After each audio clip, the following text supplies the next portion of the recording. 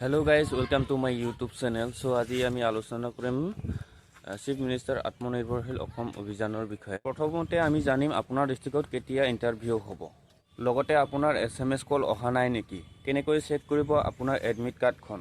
কল লেটাৰখন আহিব নে নাই? যদি এডমিট কাৰ্ডখন অহা নাই কি কৰিব লাগিব? সো আমি এইবিলাক তথ্য আমি জানিম। সেইকাৰণে আপোনালোকে শেষলৈকে ভিডিঅ'টো চাব লাগিব, তেতিয়াহে আপোনালোকে জানিব পাৰিব যে আপোনাৰ ইণ্টাৰভিউ ক'ত কেতিয়া কেনেকৈ হ'ব আৰু কেতিয়া আপোনাৰ SMS কল আহিব।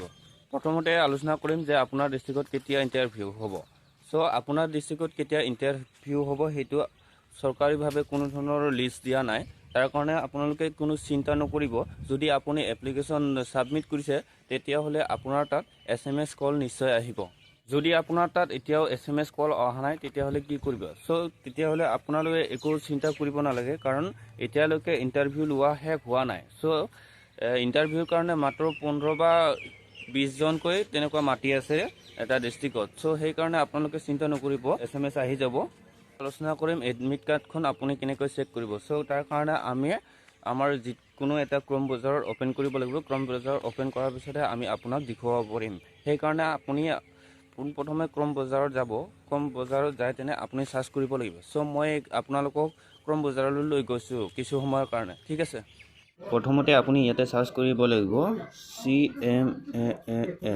সো ইয়াতে আপোনাৰ আহি গৈছে আসাম গভৰ্ণমেণ্ট ডট। ইয়াতে ক্লিক কৰিব। ক্লিক কৰাৰ পিছতে আপোনাৰ ইয়াতে প্ৰথম অপশ্যনত আহিছে চিফ মিনিষ্টাৰ আত্মনিৰ্ভৰশীল অসম অভিযান, ঠিক আছে। এইটো লিংকত আপুনি ক্লিক কৰিব লাগিব। ক্লিক কৰাৰ পিছতে এনেকুৱা ইণ্টাৰফেচ আহিব। এনেকুৱা ইণ্টাৰফেচ অহাৰ পিছত কৰ্নাৰত আপোনাৰ লগইন আছে। সো আপুনি যেতিয়া অনলাইন কৰিছে তেতিয়া লগইন কৰোঁতে পাছৱৰ্ড বনাইছিলে বা আপুনি মোবাইল নম্বৰ OTP হিচাপেও লগইন কৰিব পাৰিব। তাৰ কাৰণে আপুনি ইয়াতে ক্লিক কৰিব। ক্লিক কৰাৰ পাছতে এনেকুৱা ইণ্টাৰফেচটো আহিব। অহাৰ পিছতে আপুনি আপোনাৰ যিটো মোবাইল নম্বৰ হয় মোবাইল নম্বৰটো ইয়াতে টাইপ কৰিব আৰু লগতে আপুনি লগইন উইথ পাছৱৰ্ড আৰু লগইন উইথ OTP যিকোনো আপুনি প্ৰক্ৰিয়াৰে কৰিব পাৰিব। তাৰ কাৰণে মই প্ৰথমতে লগইন উইথ পাছৱৰ্ডেৰে কৰিম। সো মোৰ অলৰেডি ছেভ আছে পাছৱৰ্ডটো, তাৰ কাৰণে মই ইয়াতে কেপচাৰটো বহাই দিম। কেপচাৰটো বহাই দিয়াৰ পিছতে লগইনত ক্লিক কৰিম। লগইনত ক্লিক কৰি দিলোঁ। ক্লিক কৰাৰ পিছতে মোৰ যিটো ডিটেইলছ হয় ডিটেইলছটো আহি গৈছে। সো যদি আপোনাৰ এডমিট কাৰ্ডখন আহে তেতিয়াহ'লে শেষত চাব, শেষত ইয়াতে আপোনাৰ আহি যাব, ঠিক আছে। যদি আৰু ইণ্টাৰভিউ হৈ গৈছে তেতিয়াহ'লে আপোনাৰ চিভিল স্ক'ৰটো চেক কৰিবৰ কাৰণে আপুনি শেষৰ যিটো অপশ্যন হয় তাতে ক্লিক কৰিব লাগিব।